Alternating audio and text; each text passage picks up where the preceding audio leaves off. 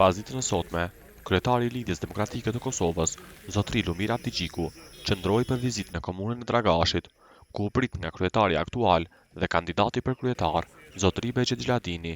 së bashku me disa deputet të LDK-s në Kuvendin e Kosovës dhe një numër i madh simpatizantësh të kësaj partie. Pavarësisht motit me shi,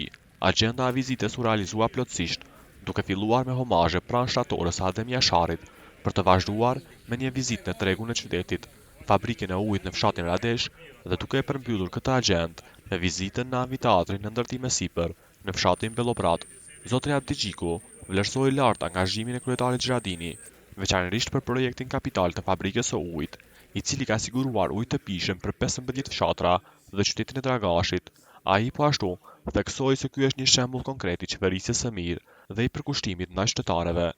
duke shprehur mbështetjen e plotë për zotrin Xhiladini edhe në raundin e dytë të zgjedhjeve që do të mbahet këtë fundjavë.